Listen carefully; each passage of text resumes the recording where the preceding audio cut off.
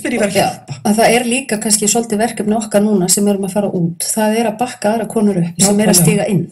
Og við erum til dæmis núna, það stendur yfir núna flokksval hjá okkur í Samfylkingunni í 4 kjördæmum, hvorki meira en minna. Og þar að stíga fram mjög mikið af ungum, flottum konum sem að ég ætla að leggja mig alla fram að styðja og vera svona innan handar þegar þær komast inn á þing. Þannig að maður getur svona leiðbent í gegnum kerfið þannig að það komist hraðar kannski í gegnum hindranirnar sem að tók mann sjálfan lengri tíma að læra. Og ég held að það skipti líka mjög miklu máli. En svo það líka það sem að Hanna að segja sko að það pólitíkin sjálf hefur líka breyst mjög mikið og það held ég geti verið konum mjög til framdráttar og það að þegar ég byrjaði í stjórnmálum og stegin á þing 2003 þá var þetta svolítið þannig að þú hafðir sjónvarpsfréttir, þú hafðir 2-3 umræðuþætti í sjónvarpi og útvarpi og það var svona, og síðan hafðir blöðin. Það var svona, og þetta snerist allt að koma sér með ákveðnum hætti þangað inn. Manni var kennt að vera ekki í svona jakka, því hann var í slæmi fyrir myndavélina, að vera í svona og þetta væri sniðut og þetta hitt og þetta væri ekki sniðut. Þannig að þú settir því svolítið stellingar. Síðan kemur, besti flokkurinn fram á sjónasviðið með svona, miklu afslappara fas, interneti, samfélagsmiðlar, þannig að þú getur ekkert alltaf verið, þú þarft að nálgast þetta með allt öðrum hætti, alla fjölmiðla, alla framkomu og allt hvernig þú kemur þér á framfæri. Og þetta held ég að hafi hjálpað konum, vegna þess að þá engar, formúlurnar allar brotnar upp, það engar formúlur. Og ég held að ef eitthvað þá hafa stjórnmálin þróast þannig að fólk vill bara meiri einlægni. Segðu hlutina bara eins og þeir eru. Og þetta hjálpar, ég held að þetta umhverfi sé líka miklu svona kvenvænna, það að segja okkur líður betur í þessu umhverfi heldur en hinu. Og það vonandi verður til þess að konurnar eigi svona auðveldar uppdráttur og ég ætla bara rétt að vona það að á næstu árin þá munum við sjá konurnar brjóta glerþakið og fara yfir 50% á þingi og vonandi gera það nokkur kjörtímabili röð til að vinna þetta upp. Ég held að þetta sé svo mikilvæga punktur. Þetta eru nýjir tímar og þeir gefa rými til þess að vera bara pínu þú sjálfur. Gerið þess að þú vilt þegar ég fór inn í þetta 25 ára gömul, þá var alltaf verið að segja mér og það var yfirleitt á körlum, hvernig ég ætti að gera þetta. Og ég fikk alltaf mest klapp á bakið frá körlunum þegar ég hafði einhvern veginn næstum því rústað einhverjum í svona debatti, það var rosa töff. Það var bara þú tókst algjörlega hausinn Hanna Birna, þetta var frábært hjá þér. Mér leið ekki voðalega vel með það og mér fannst ég ekki hafa endilega verið svakalega málefnaleg eða sanngjörn, en það var besta peppið sko. En nú held ég, og á langri ævi í þessu, af því að við erum nú samt rosalega ungar en þá Kata, að þá læri maður það og manni líður miklu betur og kannski það eitthvað kvenlegt í mér og þá gengst ég bara við því, mér líður miklu betur sem einstakling og stjórnmálamanni ef ég nálgast þetta af þeirri sanngirni sem ég finnst ég eiga til. Mér líður miklu betur þegar ég tilbúin til að hlusta á sjónarmið Kötu þó hún sé í Samfylkingunni, ég sé í Sjálfstæðisflokknum. Mér líður bara betur að vinna þannig og mér finnst miklu betur að leggjast á kottan á kvöldin þegar ég er búin að eiga þannig vinnudag. Og það kannski, sumir segja óttalegt vælir þetta, það er nú ekki eitthvað tepu þessi stjórnmálvinnan, en mér finnst það betri pólitík.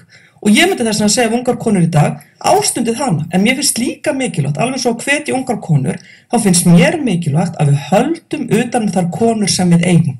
Og aftur minni ég á reynsluna.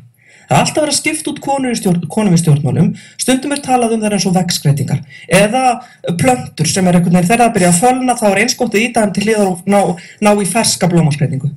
Við verðum að breyta þessari hugmynd. Konur ekki til skrauts. Það eiga að vera, og eins og, ég meina konan sem að, kannski svo sem hefur náð hvað mestum árangri í Sjálfstæðisflokknum og ennþá þar, Ragnheiður Elín Árnadóttir, sem stendur núna í slag af því að hvar ákvaða menn að fara í oddvitann?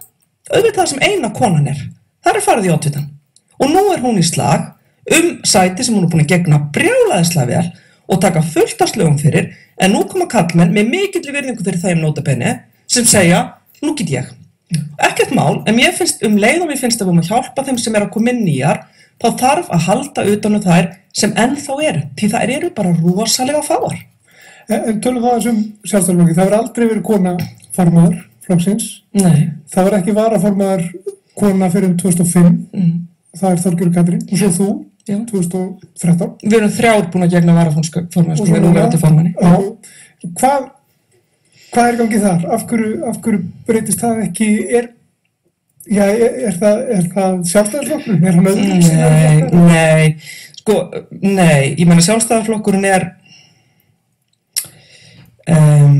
nú ætlum ég bara að segja að Sjálfstæðisflokkurinn í eðli sínu íhaldsflokkur. Hann pínu íhaldssamur. Hann kallar ekki á breytingar nema þær séu nauðsynlegar. Sjálfstæðisflokkurinn var ekki tilbúin í konu sem formann þegar ég bauð mig fram. Ég fann það alveg, ég fann það leið og ég komin á landsfundin þar sem voru 1200 manns að þrátt fyrir að mitt gengi fyrir utan Laugardalshöllina væri ljómandi gott. Leið og ég steig inn í samkomuna þar sem að rúmlega 60% eru karlar og rúmlega 60% eru komin yfir ákveðin aldur og ég mætti því, það ekki leyndarmál. Ég meina það voru karlmenn sem töluðu við mig, fleiri karlmenn konur, reyndar líka konur sem sögðu ég mun ekki kjósa konu sem formann. Og það var bara svo einfalt. Og það var eina ástæðan? Megin ástæðan fyrir að ég tapaði sem formaður það að þessi samkoma sem landsfundurinn var ánægð með Bjarna Benediktsson. Það auðvitað megin ástæðan. Önnur ástæða svo að ég þótti ekki ég var ekki á þingi, það var líka ástæða og menn bara vildi ekki mig. En það hjálpaði ekki til að ég var kona. En skipti það máli, ég átti mig ekki á því og ég hef aldrei reynt að kenna, hann var bara naut meiri stuðnings inn á fundinum en það ekkert flóknara en það og ég hef aldrei nokkurn tímann kennt mínum ósigrum í stjórnmálum kynferði en ég hef heldur aldrei þakka mínum sigrum kynferði en það breytir því ekki að staðan fyrir konur og karla ólík og ég efast að Bjarni Benediktsson hafi nokkurn tímann þurft að setjast niður á nokkrum stað í Sjálfstæðisflokknum og útskýra hvers vegna þetta ekki erindi vegna þess að hann væri karl. Þú veist, þetta er svo fjarstæðukennt. En ég held að öll stjórnmálin, það alveg sama hvort Kata geti sagt fullt af sögum á Samfylkingunni, ég geti sagt fullt af sögum á Sjálfstæðisflokknum og Vinstri grænum og allstaðar. Og líka, ég ræddi oft við fulltrúa Bestaflokksins á vettvangi borgarstjórnar og mér fannst sumir vera alveg eins og þeir hefðu bara væri í Sjálfstæðisflokknum árið 1954, sko. Þannig að, skiljiði, og það á ekki bara við karla, þá líka við sumar konur. Ég meina, það marga konur sem segja við mann, heyrðu, þú veist, viltu ekki bara fara að róa þig vinnan og sinna því sem næstir stendur og það er ekki bara það. Það er svona á ekki að kenna neinum Við höfum bara að vera sammála það vegna þess að hvað viljum við all. Ég er hér með dóttur mínu við hliðina á mér sem þarna fær að sitja hér og má ekki segja orð. Ég staðfesti það.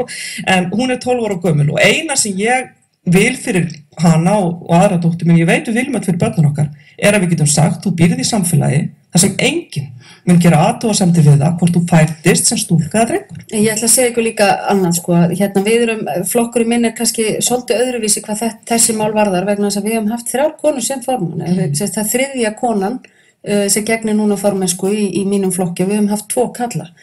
Við höfum haft þessa fléttu eða svona paralista í uppröðun og listum og svo framvegis.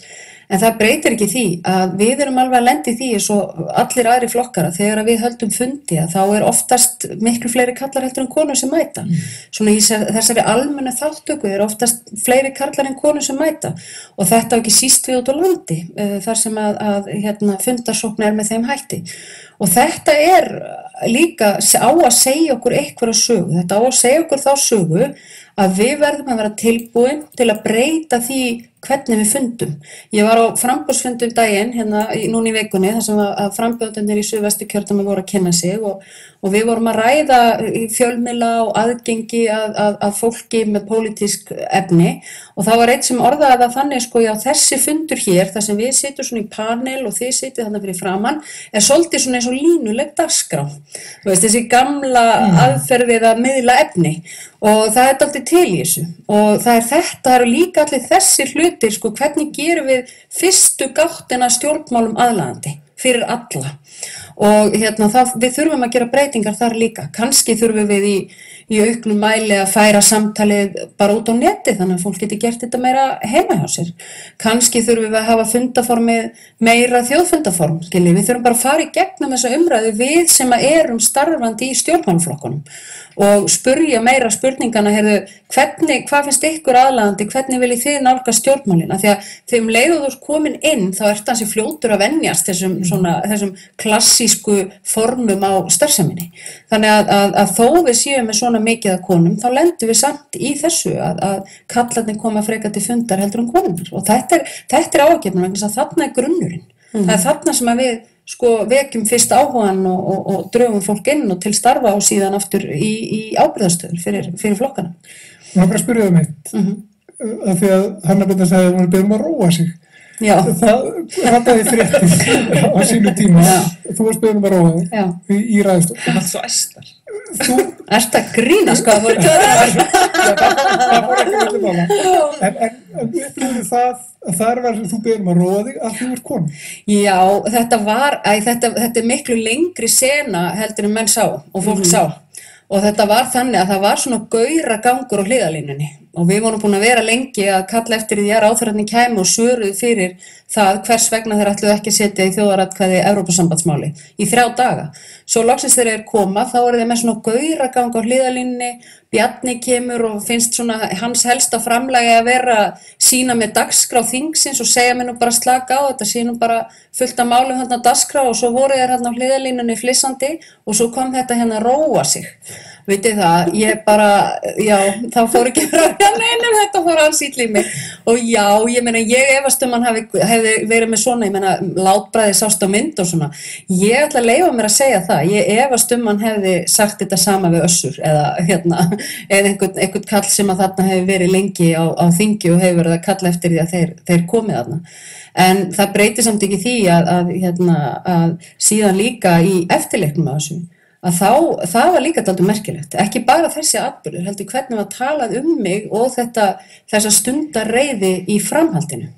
Og ég las eitthvað staðar að þú veist, ég var nú bara hálf tjúlluð og alltaf hálf galinn og ég væri alltaf brjáluð og ég hefði mist stjórn á mér, maður á ekki að missa svona stjórn á sér, en kallarnir mega sko fyllast svona réttlátri reiði í ræðustól og þú veist, hvað hefur við ekki heyrt margar reiði lestra frá köllum og ræðustól Alþingis, en þegar kona gerir það, þá er það stjórnleysi.